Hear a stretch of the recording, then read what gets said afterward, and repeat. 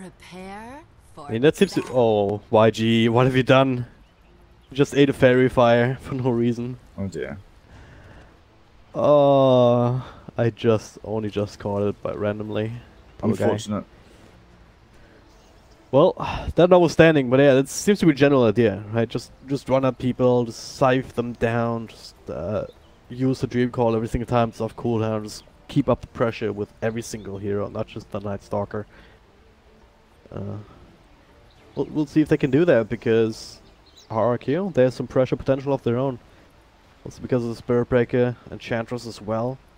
Looks to be this roaming duo combo, whatever you want to call it. So they are going for the 2/4 roll heroes. Yeah.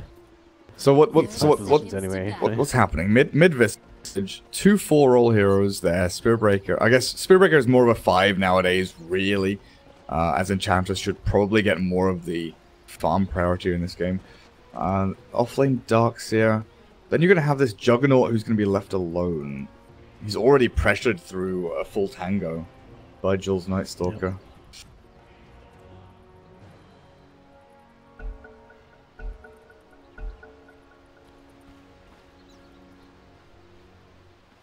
Surely. This lane is going to be up against the Pug, which is far from a good matchup solo. the battle begins. We'll see how it works out, whether RRQ will have to devote some of these roaming resources towards the top lane. I mean, other than that, you have some pretty nice lanes to gank, one would imagine. Okay, they rotate their lanes. Yeah. They put the Juggernaut down at bot lane, have him matched up with the Spirit Breaker against this Disruptor and the Necro, because these two heroes, they're very good when they're winning their lane and playing aggressively, but if they're being pushed upon with Orb of Venom on the Spirit Breaker already, they can struggle. And Enchantress is even lurking around in this Radiant jungle, potentially wanting the Courier Snipe, but more importantly, just going to pick up a creep. And finds a decent more Centaur Conqueror. If you manage to wrap around onto somebody from behind, perhaps the middle lane even, you can turn that into a kill. But down bottom, doesn't look like this lane is all that much better for the time being. I mean, you have 2 melee heroes against 2 ranged heroes to start with. Yeah, but as long as the melee heroes can get up in the face of the ranged heroes, it works out in their favor. You know, they've got better attack animations, better damage, and the Orb of Venom is incredibly potent. The trouble is getting there, because of course Spirit Breaker with Bash level 1 doesn't have that gap close. And they can't really rely on a Juggernaut with no boots to be able to spin forward. You know, he has 300 move speed and Boots Necro has 330. So it is going to be a little more difficult than maybe they'd want. Well, I can rely on mid lane though. There it is. Zephyr has 2 creeps, just waiting for an opportunity to go in onto the Venomancer. Just waiting for him to step into the river. But so far unlucky, and might have to refresh that Centaur now if he wants to keep it. There it is. Spirit Breaker down to 7 HP bot lane. Had to pop a salve just to stay alive. He had Thunderstrike and right clicks coming at him. He gets away, and I think Juggernaut happy to be alive as well. Yeah. It looks like Chandler's finally banning this attempt in the middle lane, and gets a boundary rune. Runs into Jesse Vash. Not much else happening here, one would imagine. Alright, so this bottom lane, so far not...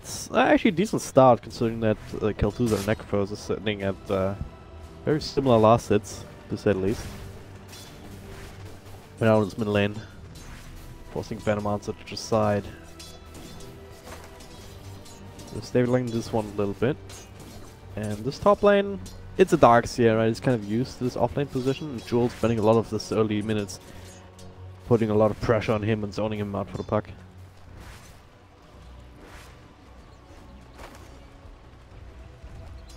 So I love Visage mid so much. I was gonna ask you about that, because that's a hero that I have seen do ridiculous things in a core role like this. Oh, You think? Oh, what? Enchantress. That's a Courier Snipe. Meanwhile, shot down bottom. That's trying to spin down Rappy, and well, Ghost Shot's not really helping you against this. Needs to go for some more heals. Has it now, but the first blood will still be spilled. Kel'Thuzad, well, does not have enough mana for healing wards, but Jules will be able to run him down. He's juking, he's driving, he's doing it. Oh, they can't find the Jugger. He's away. Absolute disaster here in this bottom lane. Lose 2 heroes, including the first blood. Now another charge, looking for Jules too. Zephyr makes rotation in, follow-up stun there from the center. Oh, misses. This Night Stalker, yeah, he's gonna die here unless he can juke just as well as Kel'Thuzad, but nah, it's not to be. They didn't get them with a Santa Blast, but this Enchantress Spirit Breaker, oh my god.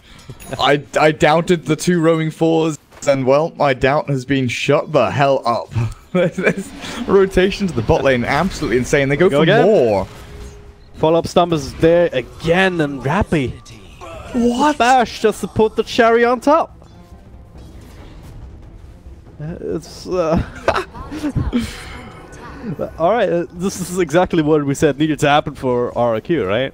Yeah, I just didn't know how they would manifest it, and apparently this is some serious magic. But yeah, the mid lane, the Visage, I love it so much. We've seen from the new Fnatic, a lot of Excalibur mid Visage in Southeast Asia, and really has brought it to the forefront of the kind of Southeast Asian meta once again. With a 6 scan, they'll know Night Stalker is lurking around. They already had this inkling, so that's not going to come to anything. But yeah, the mid Visage is kind of slow starting. You know, you get a few last hits here and there, you grave chill, you trade, you're like a DK, you know, you trade farm and you piss off your opponents. You're not going to win the lane. It's very hard to win the lane.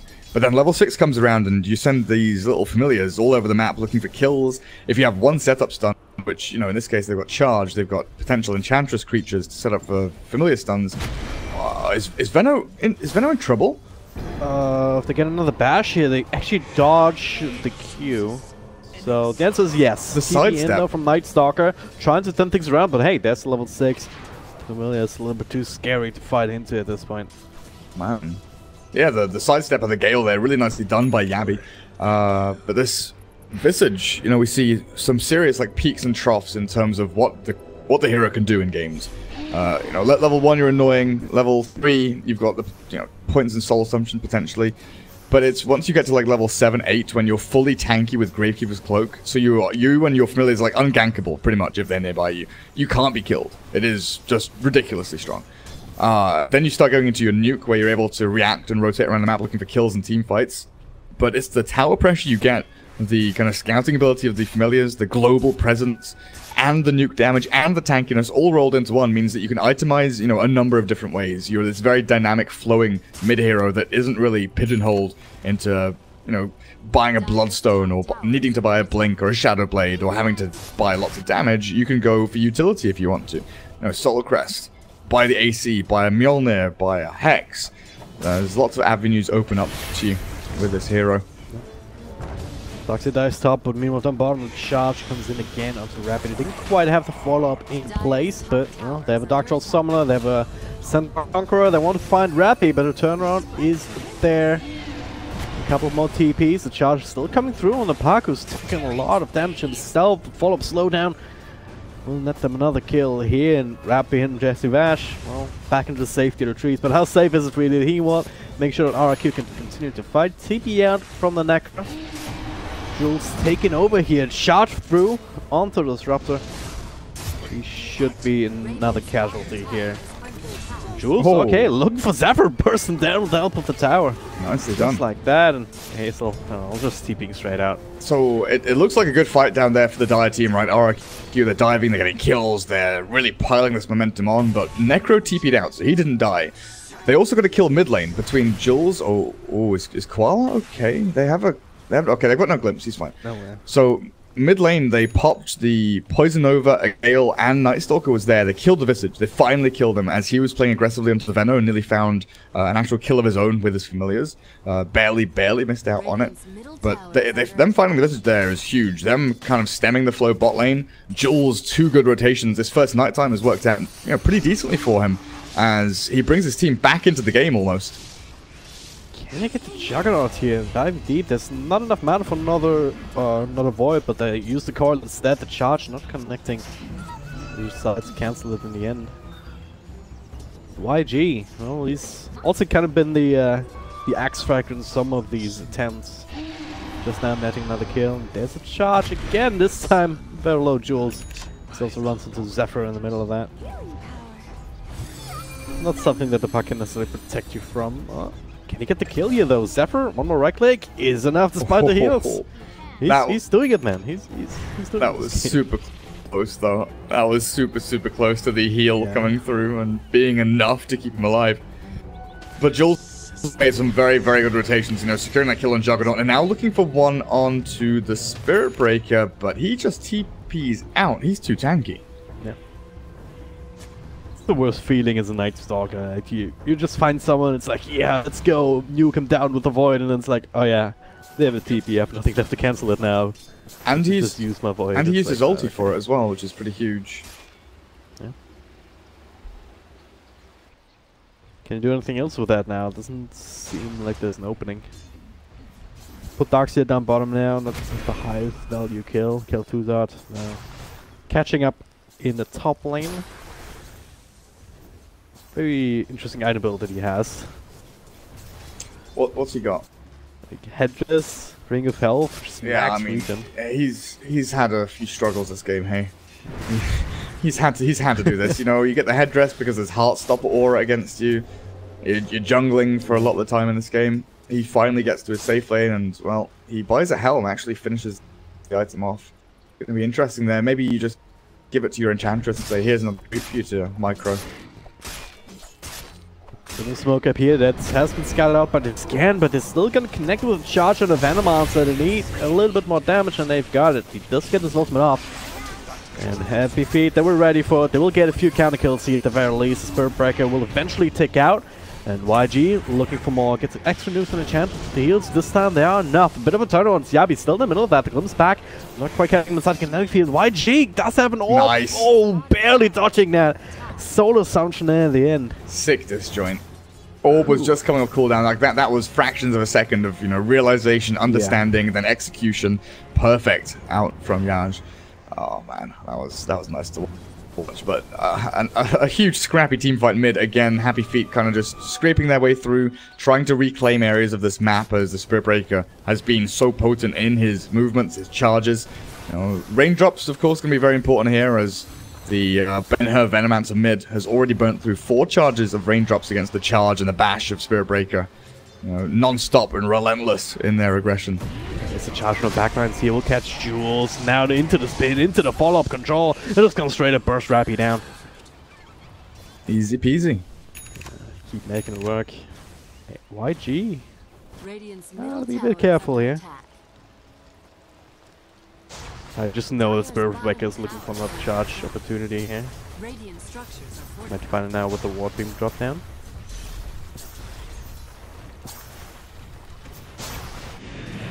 Alright, well, it is nighttime.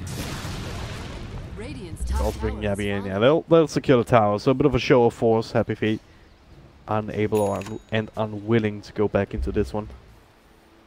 Yeah, they're getting their levels on the disruptor though. Closing in on 6, and yeah, okay, there we go. With a tome, he actually completes it. So, Static Storm and a Smoke available from Happy Feet.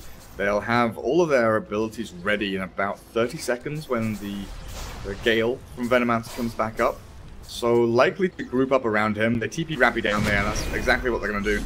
Try and group up around a Venomancer team fight. But already, Spirit Breaker and Darkseer playing aggressively here, very far forward.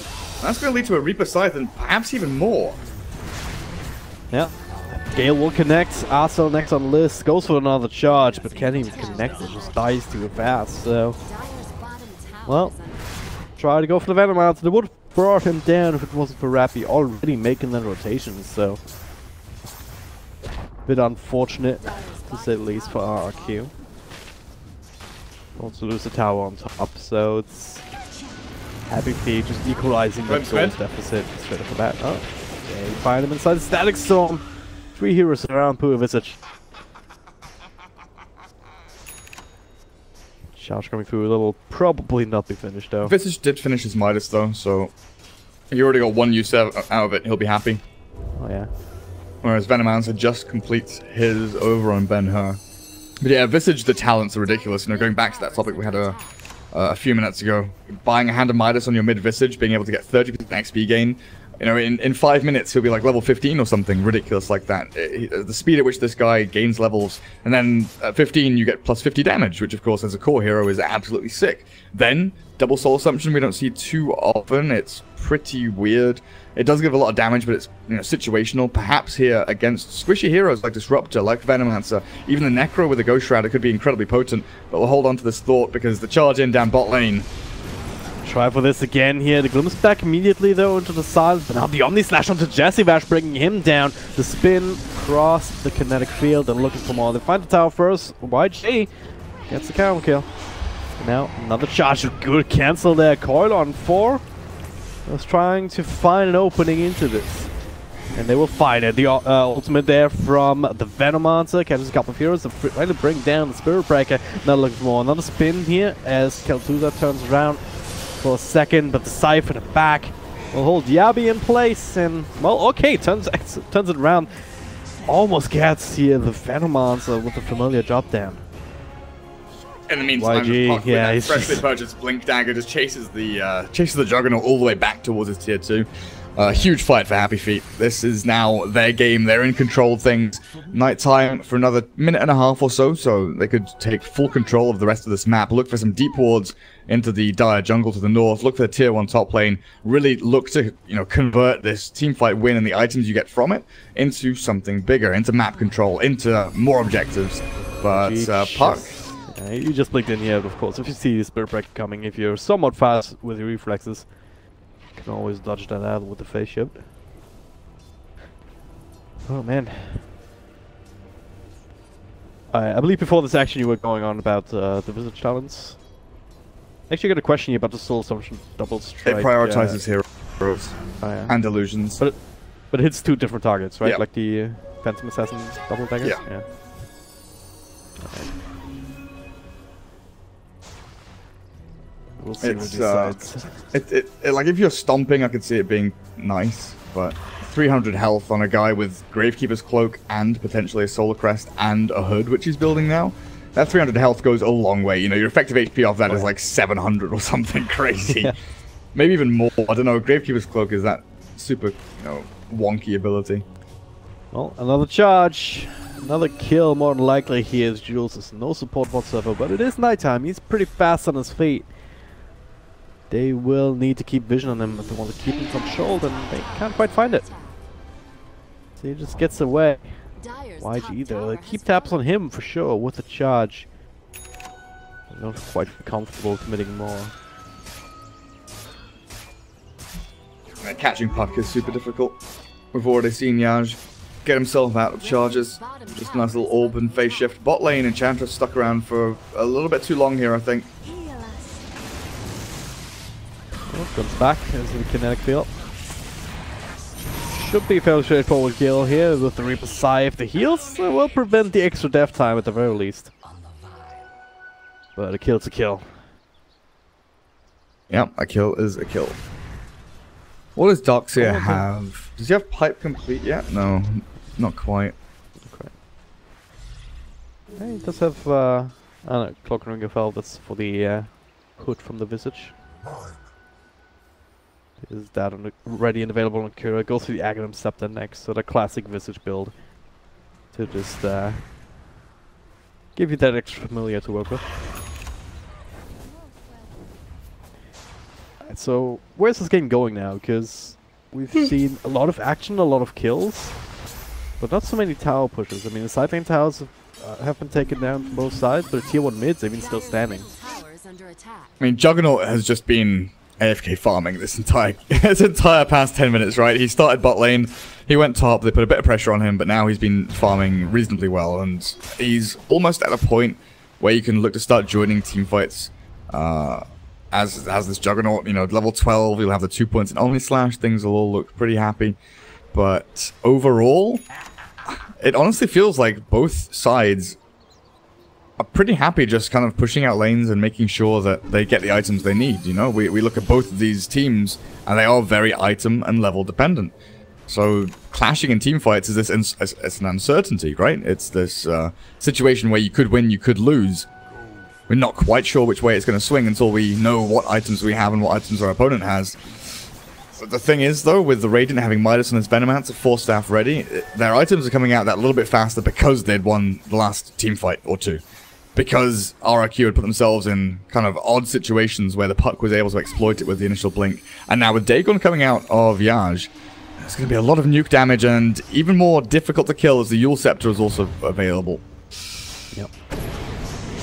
Dagon especially useful in conjunction with the Reaper Scythe and the Veil. Yavi. Next way to the kinetic field, a bit of a silence poke. Just to secure the tower. He even gets the last hit on it. And now there's the coil. Onto a hero, the snapper immediately. Channel's trying to get his way out, and now the charge in the back. On no, that's a good backer into a wall. They already lost Disruptor, and they will lose the Venomancer more than likely. Maybe not though. YG still on hum. There's the Scythe as Rappy comes in from behind, and that region is definitely gonna be super useful. Yule Scepter's up to keep himself alive, but now he takes the Omni Slash. Oh my god, shot will transfer over to Jules, so it's 4 heroes down for only 2. Still, Assumption will be dodged. Puck, the only one left standing. This particular team fight. So yeah, remember what I was saying about team fight uncertainty at this point and how both teams would probably be happy with okay. maybe sitting back and farming. Look at how weird this team fight is. It's even extended into a kill on the Visage at the back. Like, this is how uncertain things and how tumultuous things are in this game right now. It's relatively even. There were a few key items on Happy Feet that they felt were enough to go and take a team fight. You know, Veil, Yules, or Necro, 4-staff, even a Hurricane Pike finished on that Venomancer. And of course Puck with the Blink Yules. But you always have to remember this Visage, incredibly tanky, difficult to kill. The Juggernaut hit level 13, in fact, before he used his Omni Slash. So he got extra mileage out of that, but just a Darkseer, max vacuum with a level 1 wall was enough to halt the team fight, make sure that everything slowed down, and Happy Feet overextended with what? A Dreamcoil on an Enchantress, which they desperately tried to kill as quickly as they could. Yeah. It was just messy. Messy. But it buys time for the Dire, buys time for the Juggernaut more importantly. Diffusal Blade's nearly done and he's becoming a hero. Slowly but surely, drag and drop. The Juggernaut is a hero. For the first time in this game, but again, it's also worth remembering that last game he was shut down even harder than this game, even arguably on this anti-mage, and he was able to come back in style. And now with the Diffusal Blade, you kind of a discount anti-mage. All you need is a Blink Dagger on top of that. Yeah, but AM is a comeback hero. He farms very fast once you get one item. Juggernaut, oh yeah. The balance between fighting and farming is very hard. It's a very hard line to toe, you know. Oh, with the Diffusal Blade, he'll certainly be able to fight. You can... It's not just good against the Ghost Shards, it's also good against the Yule Scepters. With Happy Feet starting to build up. Might be an opportunity to even get the Puck. Just catch him with what he's not expecting it.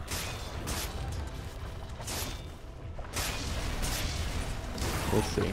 As game slowed down a little bit, but not for too long. Looks like the group up for smoke, and there it is. This Spirit Break Enchantress combo has been doing a lot of work early on, but now, well, they should find this extra kill here in the bottom, especially with Koala also being around. Yeah. And is this falling off anytime soon? This charge into just quick pickups? See. Well, looks like I want to defend this anyway though. Jules already sitting inside. Got the Puck here, and there it is. Ultimate from the Venomancer, coil on 2. The charge coming through onto 2 heroes in the pack with the Stag Storm. Glimpse back on Darkseer on the edge, but they find the Juggernaut first before he can do anything else in this fight. So RRQ called retreat call up pretty damn fast with the search, but that'll expire, and well, that'll expire with his death. The Puck shows up, that fresh little Dagon. I'm gonna run in your tower and you're gonna kill me. Okay. We're gonna run in your tower and you're gonna kill us. Okay. What a ridiculous series of events, honestly. Zephyr? Yeah, I think the Enchantress might just be in a bit of trouble here. Yeah. Blink, couple of nukes, Gale. Dagon level 1 surely paying off there for the Puck, though. Yaj finally gets it and shows it off to great use in that last team fight. Zaps down one hero immediately as they got, you know, a couple of good ultis off. Not the perfect synchronization of the Gale as well as the Dream Coil. They were only able to catch a couple with the coil at the tail end. But all in all, you know, decent static storm placement forced the opponents to either stand and fight or fully retreat, and they got caught in that kind of back and forth thinking process between the two. And by then it was too late. But here, Happy Feet have run towards a tier 2. A good glimpse back, and a Hurricane Pike will slow things down, but Juggernaut's chasing. Oh, stands up before he can get his ultimate off, so far so good, but Venomancer is still isolated from the rest, so we'll end up dropping regardless. Okay, I've got a piece. Laying a bit of pressure. I've got a piece of advice for these two teams. Stop running at your opponent's tier 2s, because it is very, very dangerous, and they will kill you. Well, maybe it's a reason why Puck decided, hey, let's just take these tier 2s out. Yep. Haha. Can't die tier 2s if they're dead, I guess. Finds us pushing gold. Meanwhile, Yabi doing the same, just farming up top, keeping that lane out. Happy Feet overall with these last couple of events. They've been able to gain themselves quite a decent gold lead, up to 7.5k, the highest that it's ever been in this game. About 10k experience as well. Yeah, that Venomite is paying off. You know, we talked about the Visage and the talents over on that hero, but of course Venomancer, 30% XP gain with a Hand of Midas, also looking very, very good for himself. How are they balancing up actually? Visage level 17, Veno level 18, but closing in on the level 19 at this point. Such a full level ahead at this point. And, well, Venomancer has some pretty sick later talents as well. The plus 75 damage turns him into a vulnerable right-clicker when you get to the level 25. Most people opt for the 3 times Plague Ward, HP and damage. They have then, like, what, 1250 health points and 120 damage or something similar? Yeah, they become, like, they're obnoxious as they are. You know, they're annoying right now, but when you get that talent, it's just, you can't get past it. It scars you for life. Takes so long to get rid of them, especially if you don't really have a big right clicker right now. The only one they have obviously is the Juggernaut, but he doesn't really want to take time away from his busy life to get rid of Plague Wards that will be replenished in a couple of seconds. Charge will be dodge. Yash might still be in trouble, but he's a Puck, so not really. Yeah, a bit of a misplay by Spirit Breaker. At the same time, Zephyr, well, they get the Scythe. Not quite the kill with it, so again, the hero's doing at least that and giving you that extra 20 seconds. It also doesn't give the stacks to the Necro, who's pretty low on mana. Would have been nice, but he just Ghost Shrouds up anyway. But yeah, a bit of misplay by the Spirit Breaker up at top. Should have backed away so the Waning Rift wouldn't have landed on him, and then he'd get the Nether Strike land, you know, on the Puck, regardless of what happens, since Phase Shift had already been used. But it's just one of those things where you've committed in, you've charged in, you don't have, you know, the mental reasoning capability in that 0.3 seconds. You know, it's humanly incapable to just be like, I need to back off. You have to have planned it ahead of time. Bottom lane could be a bit dangerous here, Rappy and Ben-Hur. So just get an email that I've got a €2 coupon for pizza.de. Hooray. Sick. Incredible. Alright, they're going up to level 3 now. Level 4, okay. 1,000 gold away from the max level Dagon, so this Puck will be zapping people down left, right, and center before long. And you've got Night Stalker running around with like 3,000 gold. Field Scepter. For Yabi here, very tanky target to bring down. Another charge from back, Vacuum Static Storm to try and give them some space. Rabbi, well, will be able to keep himself alive. Enchantress first one to fall. The Coil keeping 2 in range. Koala tracking in down in the end. Meanwhile, well, they do finish up the Necrophos at the very least. The 3 heroes will take a spill in return. Now get the Disruptor in the back. Maybe get another one, okay. That's, so that's every spell except Omni Slash and Reaper Scythe being cast, pretty much. That might still be thrown out right now. The Silence, though, the Dagon, so much damage. We'll be able to finish him off together with the Venomancer. And now, well, follow up on Yabi. Looks to be a full double soul assumptions. They look fancy, and it may seem like it's sick, but I think the 300 health may have served him a little better in that fight. I don't know. the damage does start to add up. Oh, there it is. And okay, he's just doing some fights. Warcraft is just straight up be dead here, but it's getting some help from Zephyr, but the call being used. But actually would have controlled damage, so not sure about this one, Gareth. No. The reign of the Spirit Breaker might finally be over. Yeah, it's a tough one. Juggernaut doesn't get the Omni Slash out because of silence and Dagon zaps and all of this nonsense. But it was a decently taken fight there by Happy Feet. They managed to get the initiation they wanted, managed to get their spells out. The chase afterwards, though, is really what secured them that, true victory. Getting the 2 big cores at the tail end as well, realizing that, hey, we've got this mobile puck, we can keep on going, cooldowns are flowing, we don't necessarily need a Reaper Scythe or a big Poison Nova. We can just keep on going and right-clicking. We saw that Venno hit level 20 already. Plus 75 damage is a significant amount, like you're mentioning. Has the Maelstrom now to go for the right clicks, which we were kind of missing in the draft. Something that we were looking for, but the Venno fills that role now after the early stages of the game have gone. I do worry about this Enchantress, though. Hood and Dragonlance, you'd love a little bit more. He's been under a lot of pressure here time and time again. He's trying to find farm, but being caught out. Now, well, the charge comes through, but this might just very well be evade the entire Radiant lineup sitting in this general area. RRQ still get caught out despite backing off. Zephyr, okay. Coil, extra nuke from Jules. Just to make sure now they're looking for more Night Stalker ultimate. Trying to restrict the vision a little bit more, but they even catch a Spirit Breaker. Yield Scepter, Silence, and a Zap down. Ouch. In typical JD fashion, we have a 1-1 in our best of 2 to start things off. Looks like it's going that way. Happy Feet, they've come back from adversity here. Now 14,000 net worth ahead. Only about 9 kills, but with jump-ins like that from the puck, this is a well-deserved victory, honestly. A little bit of pressure down bottom lane here from the Juggernaut, but I don't know if it'll be able to accomplish too much as they're losing their first lane of racks already. He does have an Alpha Wolf. He's chipping away at tier 3s, but the fight proper kicks off.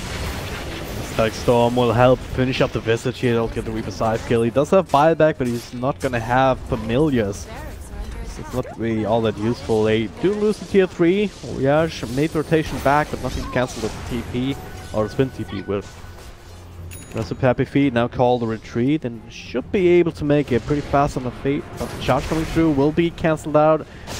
Or counteracted by the glimpse, but still get the Omni Slash off onto Yield Scepter though. He's not diffusal blading. Oh no, he did not diffusal bladed it. That was so weird. Not kill too loud. Maybe a bit flustered here. We'll try to spin his way back. Asshole on the Spirit Breaker, trying to give him the space, but man, plenty of force stops. They do track him down as well. Buyback already used on Darkseer. Spirit Breaker dead as well. Just bleeding so much and it just can't be bothered anymore. Yeah, look at the puck. Puck has been blinking and orbing and jumping and jaunting, just like, please guys, leave some for me, let me get here.